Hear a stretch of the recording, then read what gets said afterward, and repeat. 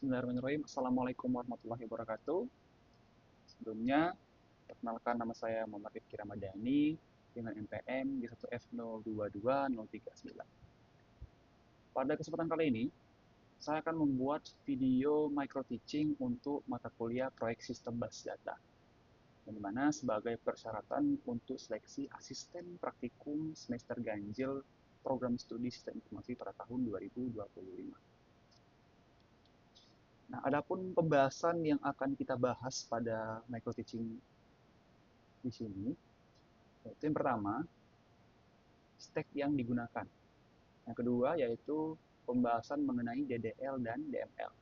Yang ketiga, yaitu penggunaan CRUD sederhana menggunakan MySQL. Dan yang keempat, itu penutup. Nah, stack yang akan kita gunakan ada dua, teman-teman.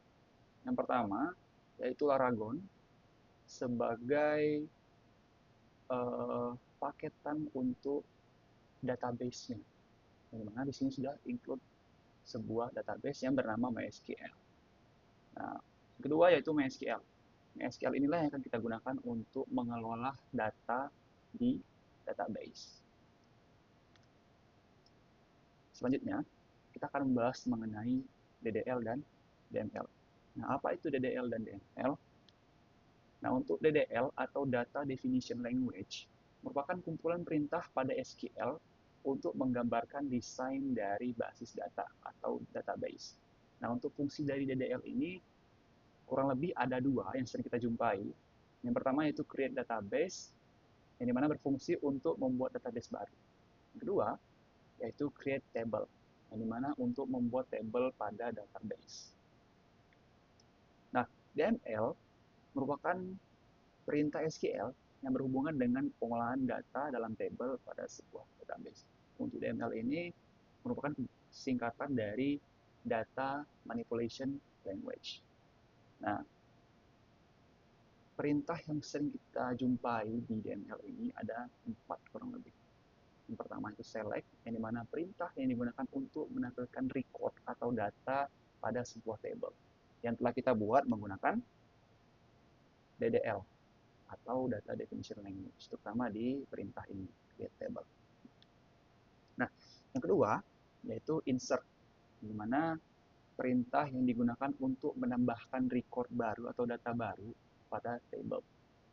Yang ketiga yaitu ada update, di mana perintah yang digunakan untuk mengubah data atau mengedit data. Dan yang terakhir yaitu delete, digunakan untuk menghapus data. Nah, selanjutnya kita akan membahas penggunaan CRUD sederhana menggunakan MySQL.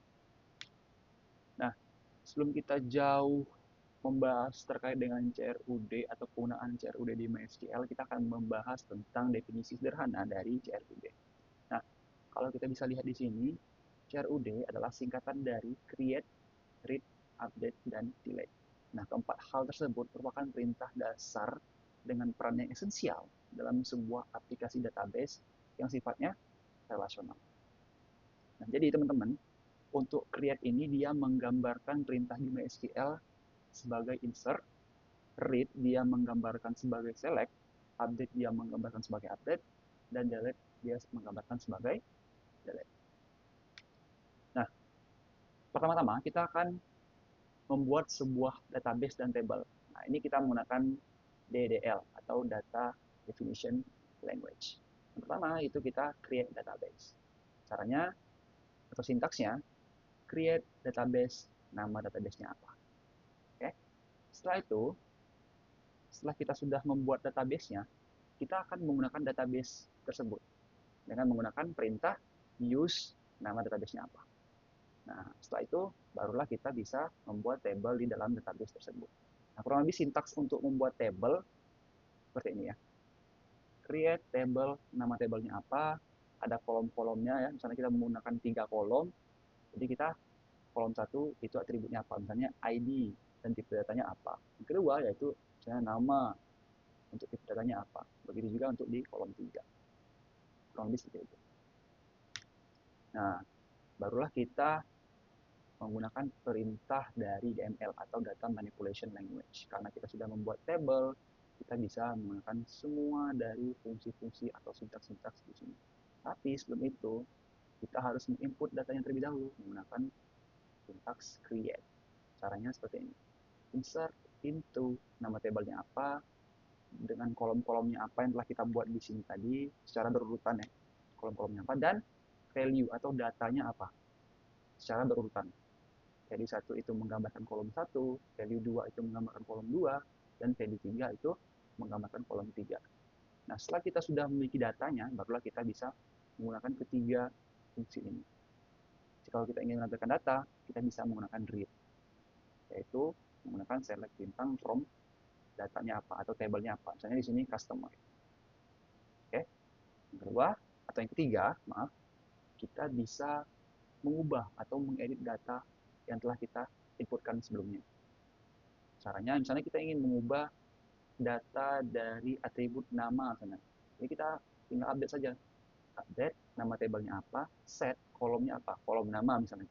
Karena kita ingin mengupdate nama di data tersebut. Karena kolom nama tersebut kita ubah datanya menjadi apa. Misalnya kita akan mengubah nama dari nama saya ke nama teman saya. Jadi kita ubah di sini. Jadi kalau kita ingin mengubah lebih dari satu kolom, kita langsung bisa letakkan koma di sini. Dan dilanjutkan dengan kolom kedua. Nah, setelah itu ada where. Where ini merupakan kondisinya. Kita akan mengupdate user siapa sebenarnya, atau data yang mana dengan kondisi. Misalnya kita ingin mengupdate data dengan nama siapa, dengan ID berapa. Di sini kita makan kondisi.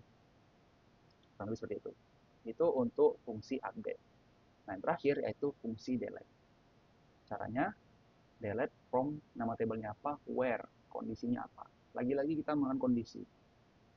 Jikalau kita ingin menghapus data dengan spesifik, kita bisa menggunakan kondisi di sini. Kalau kita ingin menghapus data yang dengan nama Muhammad Rifki Ramadhani, kita bisa letakkan where nama sama dengan Muhammad Rifki Ramadhani. Dan otomatis yang akan terhapus adalah nama dengan Muhammad Rifki Ramadhani. Kurang lebih seperti itu. Nah, kurang lebih untuk pembahasan mengenai micro teaching sistem basis data, mungkin itu ya.